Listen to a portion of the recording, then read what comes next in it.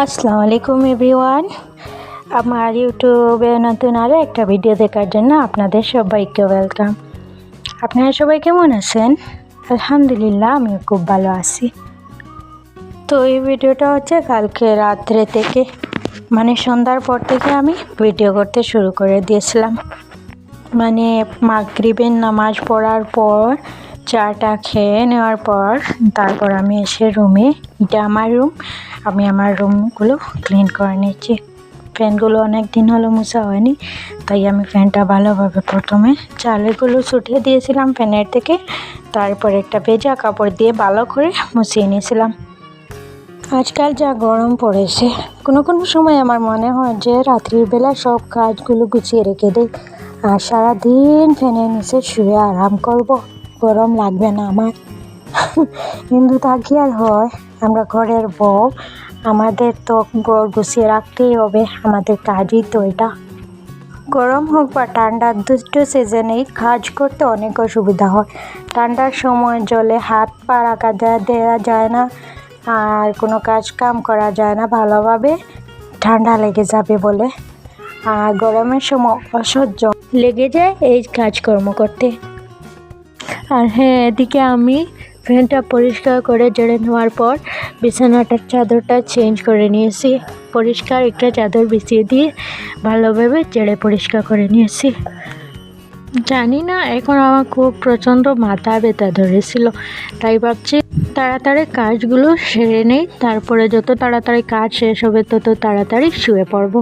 কিন্তু ভাগ্যের খেলা দেখো, কাজ তো তাড়াতাড়ি শেষ করে নিয়েছিলাম, ভাত চাত খেয়ে শুয়েও গিয়েছিলাম। তারপর রাত প্রায় 1টা বাজে মাম্মামের প্রচণ্ড জ্বর হয়েছিল। শরীরটা এতটাই গরম ছিল যে আমার কুলে বসেছিল, আমার গাটাই গরমে গরম হয়ে যাচ্ছে, ওর এতটাই জ্বর উঠেছিল। মেয়ের জ্বর হয়েছে আর আমরা মা বাবা পাশে শুয়ে যাব, তা তো আর হতে পারে না।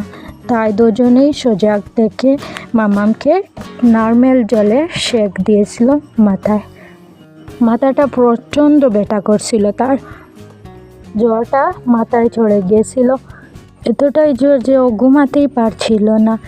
যদি একটু চোখ লেগে যায় তাহলে ও চিৎকার করে কান্না করে উঠে যায়। তো কি আর করার, এইভাবেই রাত কাটালাম। ভাগ্যের খেলা, কি ভেবেছিলাম ঠিক তার উল্টোটাই হয়ে গেল। তো যেহেতু রাত্রে ঘুম হয়নি, তো সকাল দিকে একটু দেরি হয়েছিল ঘুম থেকে উঠতে, তো উঠে প্রথমেই রাত্রের ধোয়া কাপড়গুলোই মেলে দিচ্ছি। এখনও রৌদ্র ওঠেনি, তো ভাবলাম আগে কাপড়গুলো মেলে দিয়ে একটা কাজ শেষ হয়ে যাবে। আর এদিকে ভেবেছিলাম যে তাড়াতাড়ি যদি কাজগুলো সেরে নিই তাহলে দিনে একটু সময় ঘুমিয়ে যাব। জানি না কি হবে, ভিডিও পোস্ট করতে হবে, ভয়েস ওভার করতে হবে, এডিটিং করতে হবে, সব কিছুই বাকি ছিল। কত কি করব ভেবেই উঠতে পারছি না। জানি না ভিডিওতে এখন আমার সাথে কে কে আসছো বা আমাকে দেখছো বা আমাকে শুনছো, তাদেরকে আমি একটা কথা মনে করিয়ে দিতে চাই। আপনাদের কাছে যদি আমার ভিডিও একটু ভালো লেগে থাকে তাহলে প্লিজ আমার ভিডিওটাতে একটা লাইক দিয়ে দেবেন, আর আমার চ্যানেলটা সাবস্ক্রাইব করে অল অপশনটা প্রেস করে দেবেন। আর এই দেখো, কাপড়গুলো মেলতে মেলতে কি সুন্দর রৌদ্র এসে গেল। তো এদিকে আমি কাপড়গুলো মেলে দিয়ে এসে এখানে আম মাখা করার জন্য আমগুলো কাটার করে রেখেছি। আমার রান্নাবান্না অলরেডি শেষ হয়ে গেছে, আর কিচেনটা এইরকম মেসি হয়েছে, তা আমি ক্লিন করব।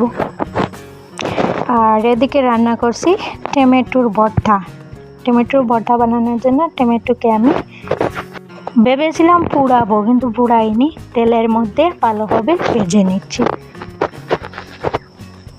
তো তারপর সমস্ত কিছু আমি অফ ক্যামেরায় ক্লিন করে নিয়েছিলাম। যেহেতু অনেকটাই লেট হয়ে গেছিলো, তা আবার ক্যামেরা বন্দি করতে যদি যাই তাহলে অনেক বেশি লেট হয়ে যাবে। তো এখানে আমি বাসনগুলো ধুয়ে পরিষ্কার করে এখানে টেবিলের উপর রেখে দিয়েছিলাম, পর যখন শুকিয়ে যাবে তখন আমি জায়গায় রেখে দেব।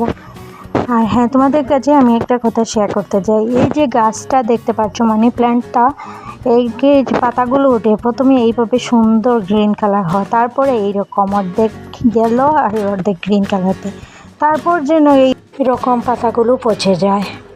কেন